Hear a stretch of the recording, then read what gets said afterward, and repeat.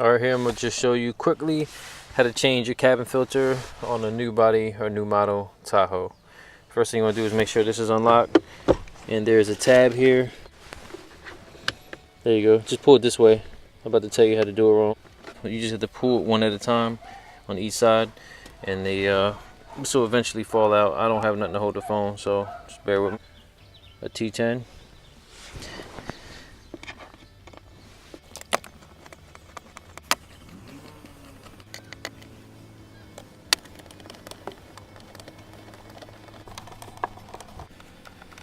You're not like hand tightening and screwing things.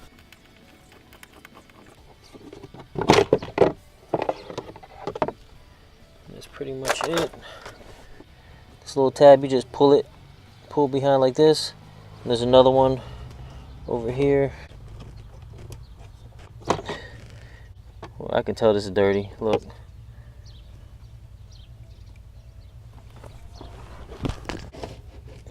Oh my gosh. Look at this shit. Yo, this is crazy dirty. This right here, this ain't never been changed. K&N Cabin Filter.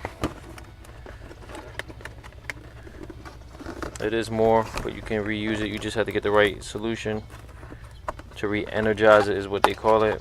Electrostatically charge to hold dirt and dust. I'm not sure how that technology works. This right here is a pull tab. I didn't know what this was at first, so you can grab it when you pull it out. This appears to be the top. This is ripped right out the box. Not sure if that even matters either, but it's ripped. All right, let me just jam this in here real quick. Actually, I just noticed that there's a label here that says front. Nothing here that says up or down, but it kind of seems like common sense. Let's put that joint in there. This should be pretty straightforward. Joints back on. I'm gonna make sure that these are in there in this hole though, and there's one on over here too. All right, so I got this through the hole. Just put one screw here, hand tighten some of these, and then pretty much the same process as backwards.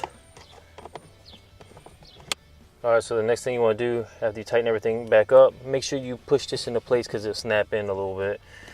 You want to grab this thing right here. You're gonna have to use two hands and put it back in how it was. So basically, after you put this portion back in over here, make sure it's the same shape or pattern. It'll fit right into this groove, the thicker side over here. And then with this, all you gotta do is just push it up and it'll click into place. You don't have to push these in or anything. And that's pretty much it. And you're all good to go. Hope this was helpful. So K&N recommends that you do it every 12 months or 12,000 miles. And also use the refresher kit right here. And don't use the same one that you use for your air filter under the hood.